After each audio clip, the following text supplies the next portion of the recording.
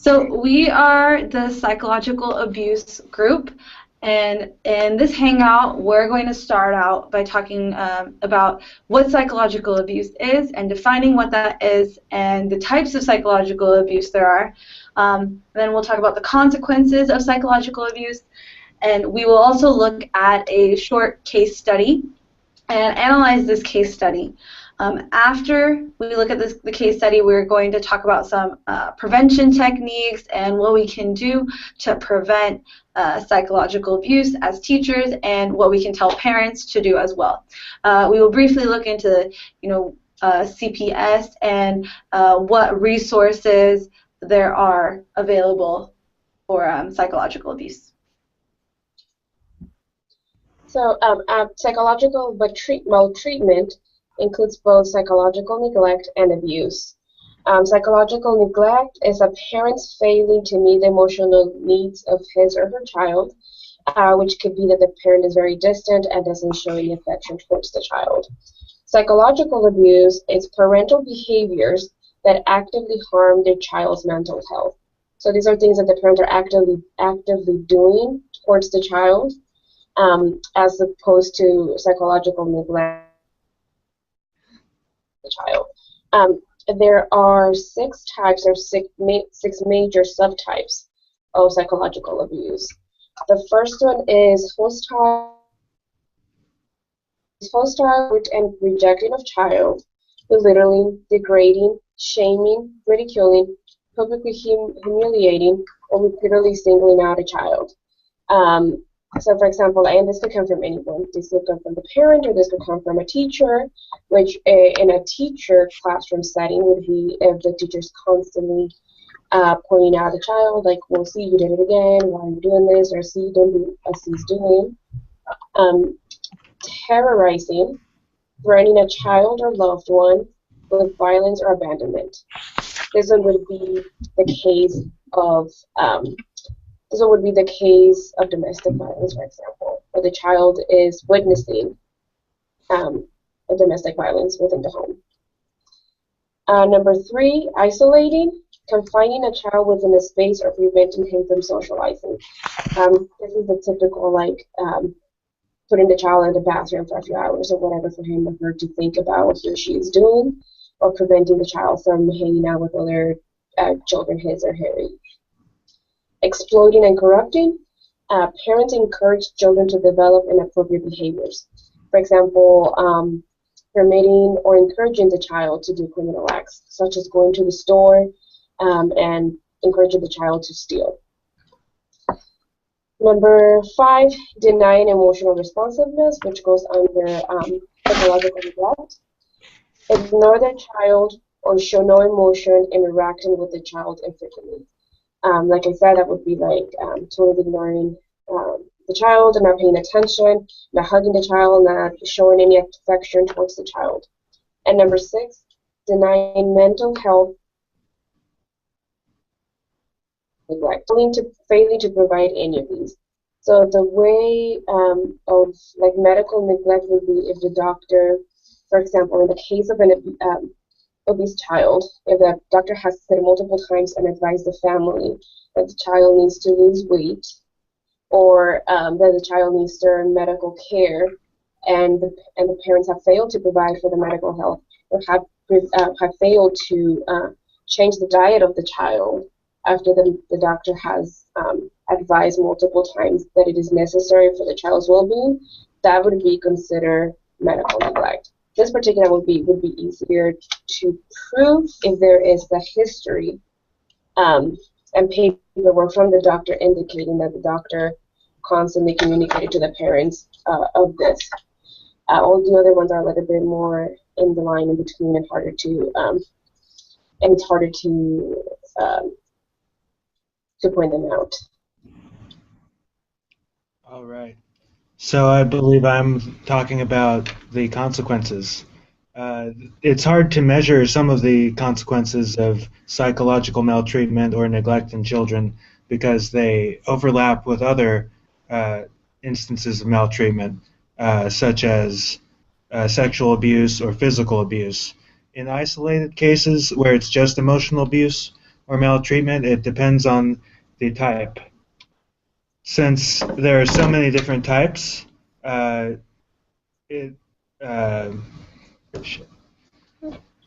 it has to do with. I'm really falling here.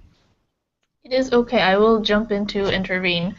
So what I found interesting was, according to the Blue Book that we have been reading, The Child Abuse and Neglect, it stated that early in the book, most research on psychological maltreatment is new. So this form of child maltreatment wasn't addressed by professionals until the 80s and wasn't included in policy and research on a consistent basis until the 90s, which is like almost 20 or 30 years ago. And that just really surprises me because I'm sure it happened before, but it was just never talked about till now. And as Andrew was saying, it's likely that children who suffer from concurrent physical and sexual abuse are not recognized as suffering from emotional abuse because CPS staff are so often more familiar with recognizing and assessing those forms of abuse.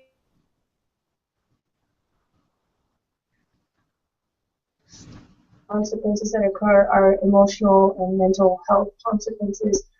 And individuals who experience psychological maltreatment in childhood are significantly more likely to suffer from eating disorders, depression, anxiety, low self-esteem, display suicidal behavior, and in adulthood struggle with interpersonal relationships due to a lack of trust and hostile behavior that occurs. Mm-hmm. So it is also important to know that only 18% of psychological abuse cases included physical abuse. And this is due to the reason what Leah was talking about, that a lot of psychological mistreatment tends to be a secondary that comes out of finding physical abuse or sexual abuse. And there's some sort of psychological abuse as well. And that's the reason why it's so difficult to prove psychological abuse. That's the reason why, like, CPS has a hard time proving psychological abuse, and like because psychological abuse, they have all these consequences to it, but it's hard to find the root of those consequences, like root of their borderline personality disorder or their substance abuse or their eating disorders, and to prove it. In our case study that we got from the University of Massachusetts Amherst, this segues right into that sort of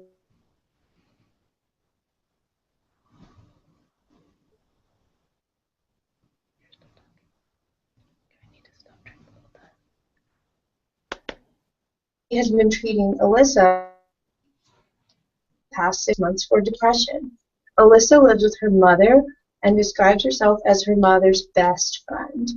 Alyssa and her mother have been extremely close since the death of Alyssa's father 2 years ago. Alyssa is often asked to give her mother advice about dating and finances. Alyssa often worries about her mother's mounting credit card bills and feels responsible for her mother's spending habits. Alyssa has begun babysitting for a family in order to help with the monthly bills. Alyssa has a rigorous course load, and her mother expects her to maintain straight A's in addition to babysitting 20 hours a week. When Alyssa expresses her fatigue, her mother often emphasizes that Alyssa should be grateful that she has the opportunity to attend school.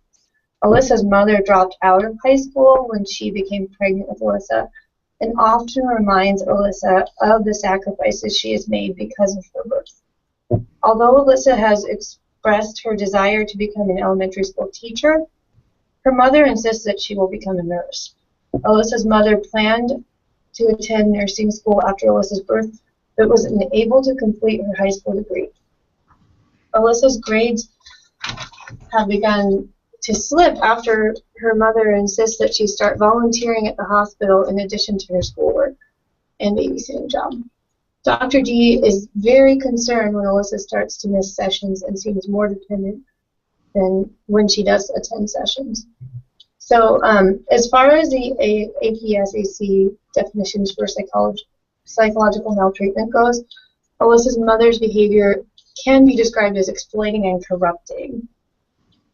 And the question I would present is, what would we as teachers think would be an effective course of action to support the student? And what is the professional responsibility in terms of recommending more therapy or CPS support? There seems to be a gap in the amount of attention she's getting from adult figures that's exclusively coming from her mother, since their father is out of the picture now, unfortunately. So the teacher can step in and be a alternative form of parent and offer alternative viewpoints to the mother's viewpoint. There are way more jobs out there than just nursing. You can present all sorts of different career paths based on how you know the student and what their interests are, geared towards what they would like to do. That's how I'd start. Yeah, and I mean, like the American Humane website that I did some research on gives some suggestions about what we as teachers and parents can do when we feel we are not embodying like the qualities of encouragement, stability, and positive protection. And some of it is as simple as like complimenting your child when he or she accomplishes small tasks or whatever you see good behavior. And I don't know, as teachers, I don't know how we can recommend this to the parent. Just give like small things, like tell them to give small compliments here and there. But as teachers, and as parents, we should always never be afraid to like apologize to our child whenever we make a mistake as well. And just to be clear about everything and the reasons behind your actions and your explanations of things and your reasonings.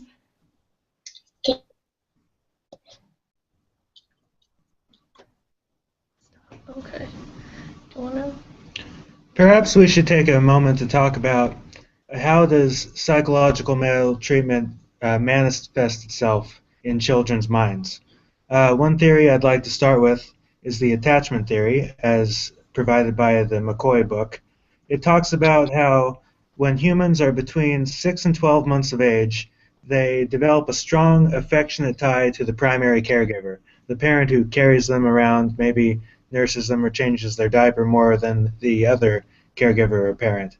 If the caregiver is physically and emotionally available to the child, this tie develops naturally. Once a child has a secure attachment, he or she can use this relationship as a basis from which to explore the world.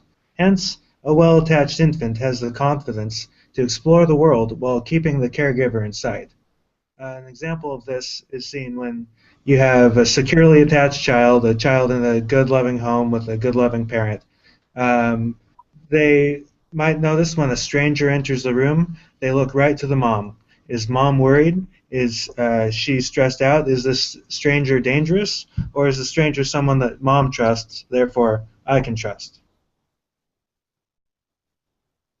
However, if there isn't a sort of loving relationship with a parent, the child feels detached at the beginning. They are trying to make some sort of attachment however they can as a survival method. If the primary caregiver isn't as loving, then the infant will find less security and less trust in relationships all throughout their life. Mm-hmm. And I think that's why with psychological abuse, it all goes back to the prevention, like prevention of psychological abuse. And, giving those compliments whenever he or she accomplishes a small task, but also like if there is some sort of behavior, bad behavior that needs to be addressed, it needs to be addressed in the appropriate way, using appropriate discipline techniques, or such as timeouts. But also, it's just really important to, as a parent, sometimes or I'm not a parent, but as people, like as teachers, we can lose our tempers really easily and say something that shouldn't have been said in anger. So, we don't realize how what we say really does affect kids strongly. So admitting, apologizing and admitting when something is wrong. But, giving parents the help and the support, like showing them that there is support available for them is really important. Yeah, I would like to add to that in that for prevention, it would be quite valuable as her behavior starts to present, that she's slipping in grades and stuff, to bring in the school counselor and have those supportive conversations. And because it's very clear that this student is quite attached to her mother, that bond is very strong, and they experienced a parental loss. Mm-hmm. So those are things that we must be sensitive to that have, they're parallel to the abuse, because it sounds like the abuse is coming from financial hardship as well as a parent's desire for their child to succeed and imposing on their own dreams to their child. So it might be a healthy conversation to have with the school counselor that would be a safer and more inclusive environment than just calling the mom and meeting without that extra support. Mm-hmm. And so I just would like to ask, what are the guidelines in Washington State in regards to psychological maltreatment?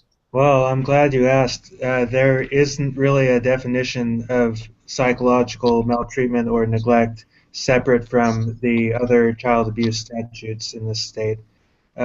This seems to be because it's so hard to nail down what is emotional maltreatment or psychological maltreatment.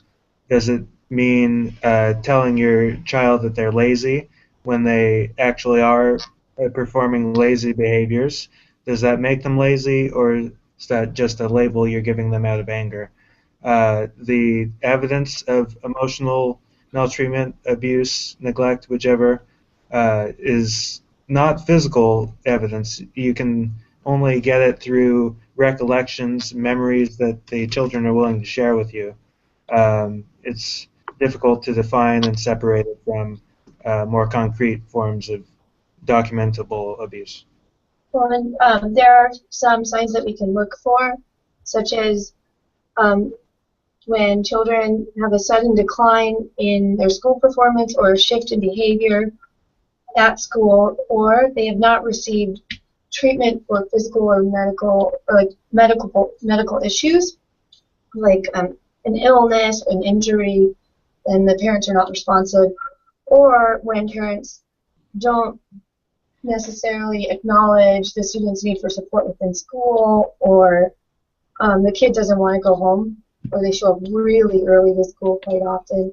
So these are some signs that we can look for as educators. We can also look to other states and how they have defined psychological abuse and neglect to help us wrap our heads around what we're dealing with. For instance, in Wisconsin, emotional damage shall be evidenced by one or more of the following characteristics. So anxiety, depression, withdrawal, outward aggressive behavior, or substantial or observable change in behavior, emotional response, or cognition that is not within the normal range of the child's age and stage of development. So I think it's important to know as well that within Washington State, a parent cannot, there won't be any legal steps to take alone. The important thing to know for us is that a lot of times psychological abuse is not happening alone. So like I said earlier, it could be part of medical neglect, educational, mental health neglect. So if I'm very concerned about it, that would be a way to address it and kind of let CPS with it, deal with it, but CPS will not deal with it on psychological. They'll just be like, oh, you know what, there is not much we can do with that information. On the other hand, they can may be able to investigate and find out there's actually other types of abuses going on, like physical abuse or sexual abuse. And I think that's a huge reason to why it's, in our reading, why it was so difficult for them to define psychological abuse, and why it took, there's pages and pages of, what psychological abuse is. It's not as simple as, sexual abuse or physical abuse. There's clear definitions for those types of abuse. But like you said, that we can look at other states and check how they define psychological abuse. But I wouldn't be surprised if these other states had, a variety of definitions for it. All right, so I would like to jump in since this topic's being brought up.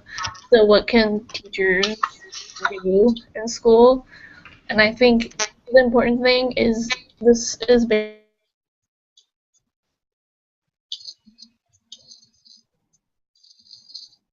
if parents and teachers can read the physical cues that the kids give. Like we talked about earlier, there's all these little signs like, oh, you have this going on, or you are extremely depressed. I know that's not the only way to define it, but it's a start to be like, oh, there might be something going on in that person's life. So just being aware of that. And also another thing that was suggested by them would be working with the school psychologists and the people around that can help them to make a plan for that kid specifically, so they can be focused on that specific way of doing. And also another thing they talked about was a contact between professionals and parents be used as an opportunity to promote sensitive and attuned parenting using a range of approaches like media-based strategies or books or videos, or just having another guest parent being like, here, this is what I do, and just having that connection with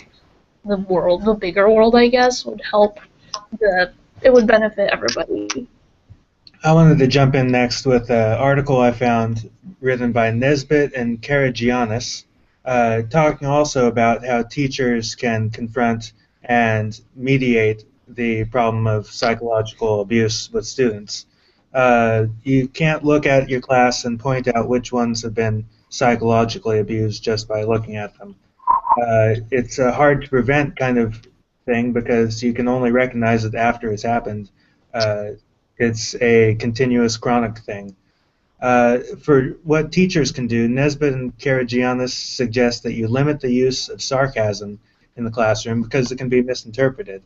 Oh, that's so great, is sarcastic, something like that, and easily be taken by a sensitive student to be even more damaging, even more confirming of their inability. Don't be mean is another thing. It sounds like a simple thing, but if you make a commitment to not be mean and to keep mean words, phrases, attitudes out of your teaching style, it can be beneficial for students who are in the cusp of this kind of abuse. Don't yell or scream in class. Even if you're super angry, you have to monitor yourself. You have to take breaths and keep your cool, because even the students who are not the target of the yelling can still become traumatized by the trauma of the experience. Don't single a kid out. That makes them extremely embarrassed, and that's something that they will likely remember for their entire lives, singled out and made to be the fool in front of the classroom, for good or for bad. Even if a student gets a really high score on the test, they still can be made to feel different from everyone else and be embarrassed later. And another useful suggestion that I thought was particularly useful and usable was monitoring your 10 most commonly used expressions. What are the catchphrases that you use in your life? You might think that many of them can be positive, but your students may have a different impression. So you should also have your students monitor your 10 most commonly used expressions so you can see how they're measuring things versus how you measure things. Last suggestion. Sorry. I think before you go on to the next one, I think that's a very useful strategy to use for us, and I think that's probably one of the best ones that has come up, because many times, I mean, we've heard from our parents like, oh, you're so lazy, oh, you're good for nothing, but what is the intention really behind it, and how do we say it? I mean, even recording our classroom for a whole week, 8-class period for a whole week, or an hour with your elementary would be a good idea to do that, and really pay attention to the tone of voice that is used when these expressions are used and who they've been direct to. I think it's really good. But go ahead. Okay. The last little bit that Nesbitt and Karagiannis would like to talk about is how high schools can offer family life courses that emphasize different parenting models, different parent-child relationships, so that students who are in a situation that they think others might think is unusual or out of normal, such as a uh, two-mother household or a split divorced family, can find some affirmation of normalcy. Also, they can learn about in these family life courses about how parent-child relationships are normally in our culture, in other cultures, how nutrition should look in a balanced diet, so that they can sort of compare how their home life is compared with what the standard normative uh, white Anglo-Saxon standard is in America. Just so, Well, and I'd like to add that this is an extremely we can as educators implement in early education, in elementary, in that by validating children's family diversity, we can build that foundation of trust with them. So if things are difficult at times, they'll be able to open up to us, and that will help us provide more supports when necessary. the list that Awesome. the list that he was just reading out, it just makes you a lot more aware of all the factors that affect, you know, how students act, and all the factors that can contribute to something like psychological abuse. There's so many. Um, and there's it just makes you go back to like, okay, how, like, you have to be very hyper aware of what you do and how you. Nadiyah, Yes? can you repeat that again because you were blocked out for a while? Oh, I said just the list that Andrew read makes us aware of, that there's so many different factors that can contribute to psychological abuse. That there's so many factors, and it just shows us how important it is that we are, aware of like what we do in the classroom and how we act, how we present ourselves, and how we talk. It's really easy to overlook, and you mentioned that as well, Judy. Like our tone of voice. Sometimes you don't even realize, how you're talking, or even your facial expressions as well. It's such a complicated issue because there's what the person is saying, how they say it, then there's the recipient, how they receive it. It's not emotionally or psychologically abusive to say something mean to a student or threatening if they don't perceive it as mean or a threat. They perceive it as an order to go back to the way they should be. But if I said something like, I'm going to throw you out the window if you don't finish your assignment, that might not be taken as a order to get back to work as much as a threat, depending on how tall the building is. And it's important that we must be mindful of our language, in that we want our children, like our students, to achieve above and beyond their potential, and we want to set those high standards to like really build them up. However, like if you come from a home life where saying someone's lazy is a motivating factor, but to that child it could be a very negative connotation, that's something that we've got to check at the door when we start teaching, and remember to say, like you were saying, Judith, be very, very mindful of that language and remember the point. And it's just understanding your students, really taking the time to understand your students, because I was even told that, don't call students out by their first name if they're doing something wrong, but then other people, like, you need to call them out. There's so many differing opinions on how students, these type of students, they won't react as poorly to that. These students, you shouldn't do that. And it's all about like the school culture, and the community affects how we interact with our students as well. I think, going off of what he said earlier about languages, like what can be mean to one person might not be mean to another. I think what would help, maybe especially in the elementary setting, is like come up with a list of words. Like these words are going to be considered mean, no matter what your background is. At least we can all be on the same ground in the classroom. Because like if somebody said something to me versus Andrew, like I might take it a way that he wouldn't, and that would create a confusion among the class. So just establishing that norm of saying, okay, these are the 10 words that are going to be mean, and these are the 10 words that's like to be funny or nice, I think would be a good strategy to take, especially in an elementary school setting. Yeah, taking and building that classroom community, having a classroom meeting about expected behavior and the ways we can communicate it seems like a really effective way of promoting a positive and learning environment. And just as we're talking about preventions, but one of the things, there really is no way to prevent if maltreatment is recognized. Usually once you recognize the maltreatment, it's already after it happens, so there really isn't any way to really prevent it. But there could be a use of universal interventions aimed at promoting the type of parenting that is now recognized to be necessary for optimal child development, improvement, and parental sensitivity. So, I mean, I guess one of the things that is suggested in the 2012 clinical report is to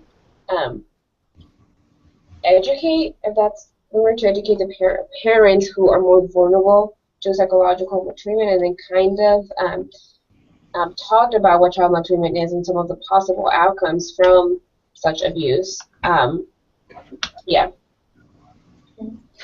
And then also something else that just came up during reading was just child resiliency, and how there's a lot of research found that children are more likely to be resilient to, emotional abuse, psychological abuse, when they have someone else that they can turn for support, when they have an adult in their life that they can turn for support.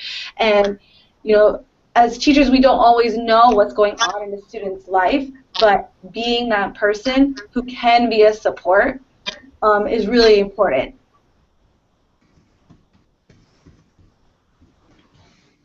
Right. So now, shall we discuss where else? How about available resources, since we have about 10 minutes left? I know we talked about it here and there, but something in terms of being super preventative, I found something called NFP, which stands for Nurse Family Partnership, and it's an intensive home visitation program provided by nurses to low-income first-time mothers beginning prenatally and during infancy, and it's to help the women promote healthy parental behaviors and competent care for children. And this has been shown, according to the pediatrics study from earlier, that it has been effective preventing maltreatment of children. So making those things available to especially low-income families and as well as high-income families, I think that would be a really good way to help be super preventative.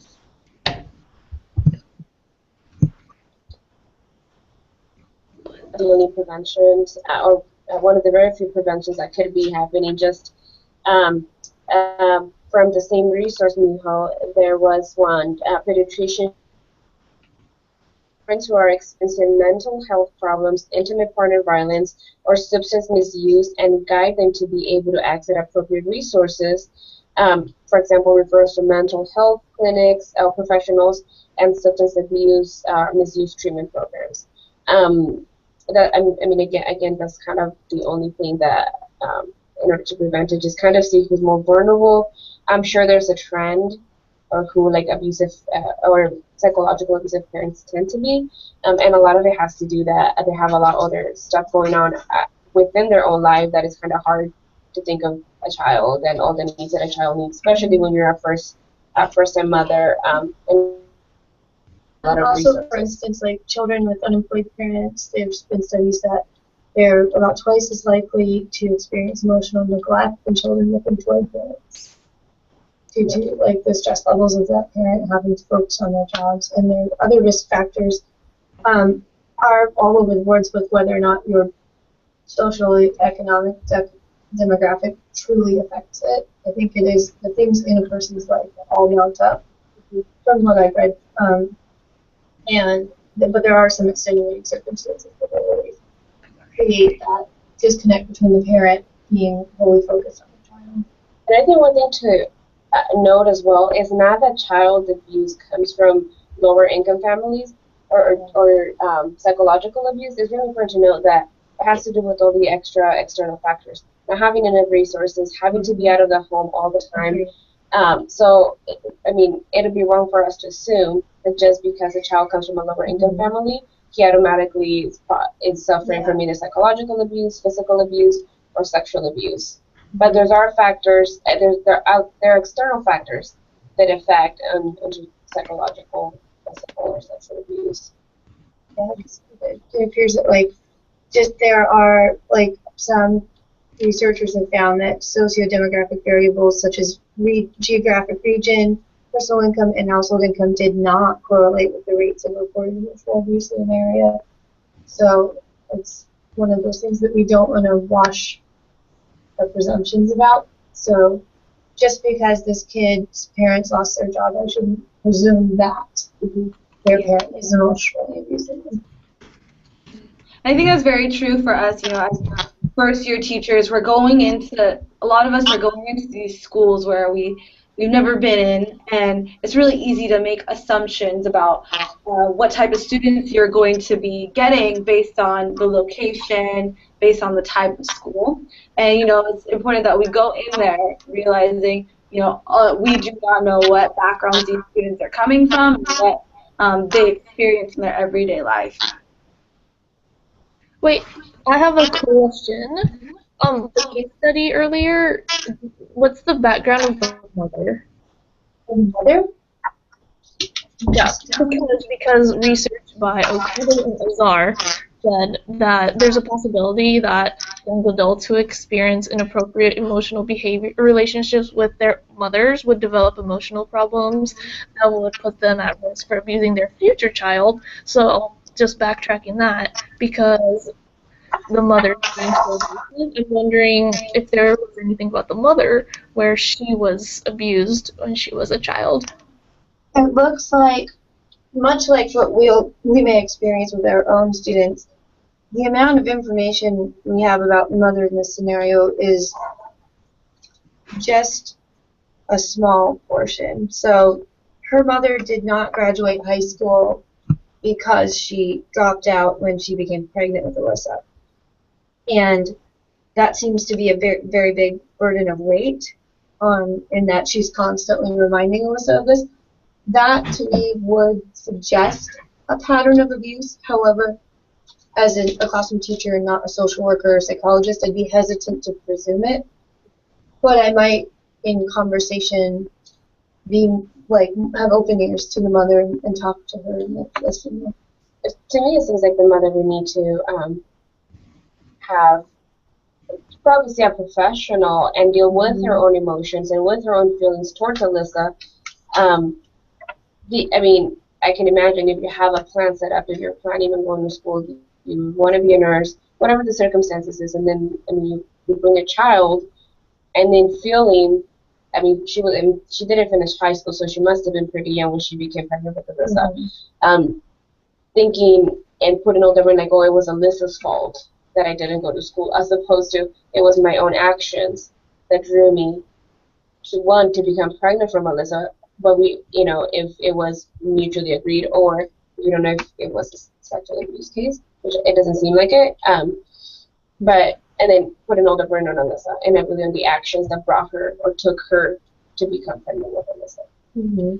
Also, I wanted to make note of, in this specific case study, the researchers deem this to be a case of mild psychological maltreatment, in that Alyssa does have outside support and buffers to the behavior, in that she is attending school and a job, and so she has multiple other people in her life to give input, and she is in therapy. And they recommend that a therapeutic intervention would be the best course of action, which I believe would also include suggesting therapy to the mother for some help. But One last little bit about the impact on physical health of emotional maltreatment and neglect, especially. In the McCoy book, they talk about some research done in the 1950s about infant development in non-ideal situations. Now, what they meant by non-ideal here was one group of babies raised in a prison nursery, and then another group of babies raised in orphanages. They noted that the babies raised at the prison nurseries were cared for by their own mothers, their actual mothers, were given uh, all the due love and care necessary. Their mothers were still in prison, though. Whereas the children in the orphanages uh, tended to be cared for by people who were being paid to do the job, people who did not have inborn sense of caring or love for the child. And the results were staggering. None of the infants in the prison nursery died. However, about 30% of those in the orphanage died from either lack of care or lack of emotional connection. Going on further, there was the mention of one child who was described as an angelic beauty. Everyone was charmed by the child. Everyone who walked through the orphanage nursery would stop to speak or cuddle the child, and that child was the only one of the sample set that developed in a normal fashion and seemed to be happy and developed. I think that's a really important point to make about who are abusing their child's most, and even in the case of neglect, don't make neglect a synonym for a lack of love.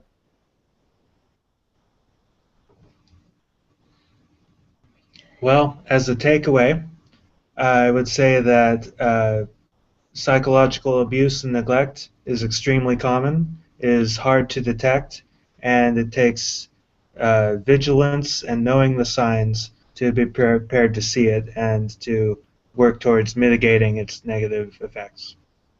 Can you repeat that again because it caught you off for some reason? Sorry. Well, Close us out. psychological abuse is hard to detect because of how invisible it seems to be, and you have to look out for the signs, be vigilant, and know what to do when you see the signs to help mitigate the effects and steer the child back towards a more typical, fun, loving, nurturing kind of life. Right then. And with that, we conclude this presentation. We just get